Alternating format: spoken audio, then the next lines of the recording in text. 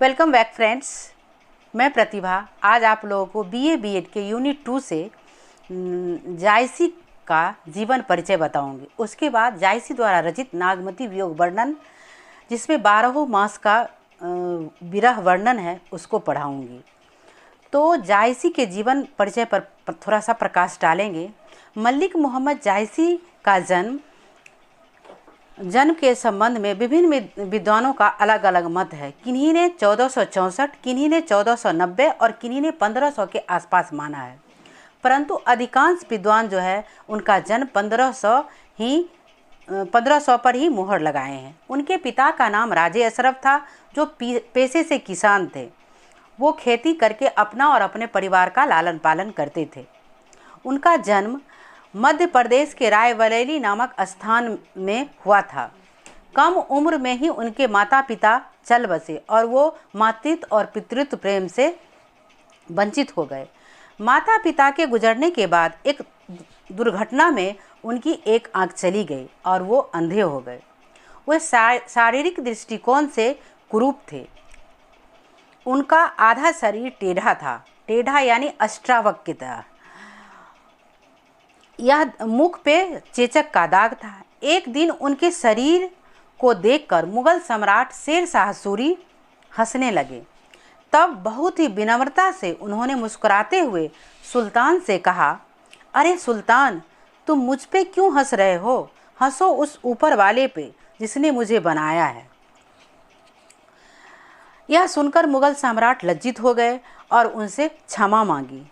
उनके मुख्यतः 2 गुरु बताए जाते हैं, शेख मोहिदी और सैयद अशरफ।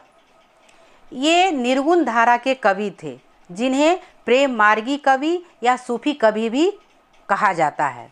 अब हम निर्गुण और सगुण के बारे में जानेंगे कि निर्गुण क्या है और सगुण क्या है। निर्गुण धारा के कवि वो हुए जिन्हें मूर्ति पूजा में विश्वास नहीं है, और सगुण धारा के कवि वो हुए जो मूर्ति पूजा में आस्था रखते हैं। ठीक है। निर्गुण धारा वाले कवि ईश्वर को स्त्री मानकर, यानी कबीर, तुलसी, जायसी जो भी है, वो कबीर को स्त्री मानते हैं और अपने आत्मा को पुरुष मानकर एक दूसरे से प्रेम करते हैं। कहा जाता है कि उनके 7 पुत्र भी थे, जो अकस्मात जिनका देहांत हो गया, और उसी देहांत के बाद वो जंगल में घर त्याग दिए और जंगल में चले गए। जैसा कि हम जानते हैं कि वे प्रेम मार्गी कवि थे। उनकी रचनाओं में कहीं ईश्वर या प्रकृति का रूप नहीं देखने को मिलता है। वे हमेशा प्रेम, विरह और वियोग पर ही आधारित रचनाएं करते हैं। वे हिंदी साहित्य के ऐसे सूफी कवि थे जिनके लिए जायसी उपनाम की भांति प्रयोग किया जाता था। जायसी जो है उपनाम की भांति प्रयोग किया जाता। इसी से यह स्पष्ट होता है कि वो जायस नगर के निवासी थे। इस संबंध में उनका खुद का कहना है कि जायस नगर मोर स्थानु, नगरक नाव मोर उद्यानु, तहाँ देवस 10 पहुने आए, या बैराग बहुत सुख पाए। यानी जायसी कहते हैं कि जायस नगर मोर स्थानु, यानी हमारा जन्म स्थान जो है जायस नगर है। नगरक नाव मोर उद्यानु, वहाँ जो है जायस नगर में ढेर सारा मेरे पास उद्यान है। तहाँ 10 देवस 10 पहुने आए, वहाँ प्रतिदिन हमारे यहाँ जो अतिथि का स्वागत होता है, 10 पाहुन आते रहते हैं। या वैराग बहुत सुख पाए, और हम वैरागी जो हैं, हम निर्गुण धारा के कवि जो हैं, बहुत सुख पाते हैं अतिथि का सत्कार करके। उनकी कृतियाँ मुख्यतः 7 है, जो इस प्रकार है: पद्मावत, अखरावट, मशलनामा, चित्ररेखा, अखरनामा, आखिरी कलाम, कहरनामा आदि इनकी 7 महत्वपूर्ण रचनाएं हैं। पद्मावत की रचना जायसी जो है अवधी भाषा में किए हैं।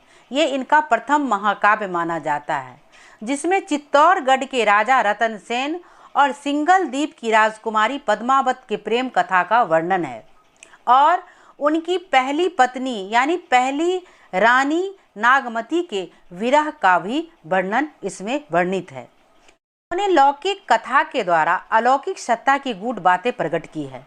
पद्मावत में हिंदू और मुसलमान काव्य शैली का समन्वय है।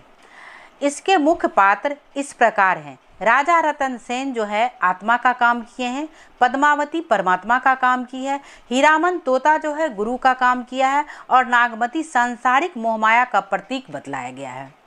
पद्मावत की रचना जो है 57 खंडों में लिखा गया है, कहीं कहीं 58 भी देखने को मिलता है। इसमें 7+7 का संयोजन किया गया है, यानी 7 चौपाई पे एक दोहा। पद्मावत का रचना काल 1540 माना जाता है। कहा जाता है कि इसी काव्य के बाद वे मशहूर हुए थे। इस तरह जायसी के मृत्यु को लेकर भी कई विरोधाभास है। काजी सैयद हुसैन अपने नोटबुक में लिखते हैं कि 1542 में उनकी मृत्यु अमेठी के आसपास के जंगलों में हुआ था। नागमती वियोग के अंतर्गत मलिक मोहम्मद जायसी के द्वारा रचित विरह वर्णन यह एक प्रकार के प्रेम और विरह का काव्य है। आचार्य रामचंद्र शुक्ल के अनुसार नागमती का वियोग वर्णन हिंदी साहित्य की अद्वितीय रचना है, जिसमें राजा रतन सेन जब पद्मावती के प्रेम में वशीभूत होकर उसको पाने के लिए अपनी रानी यानी नागमती को छोड़कर चले जाते हैं, तब रानी अपने पति के विरह एवं वियोग में ऐसे तड़पने लगती है जैसे एक साधारण स्त्री। उसके जीवन का एकमात्र आधार व अवलंब उसका पति है, जिसके अभाव में वह निष्प्राण हो जाती है। आचार्य राम शुक्ल कहते हैं कि नागमती वियोग वर्णन को पद्मावत का सबसे सशक्त खंड माना गया है। उनका कहना है कि नागमती एक रानी है, परंतु विरह में वो अपना रानीपन भूल जाती है और साधारण स्त्री की भांति आचरण करने लगती है। उसका विरह इस तरह का है कि पशु पक्षी पुष्प लता तथा संपूर्ण प्रकृति इसमें शामिल हो जाती है। धन्यवाद। कल मैं आप लोगों को नागमती वियोग वर्णन जो बारहमासा है उसका 2 स्टेंजा पढ़ाऊंगी।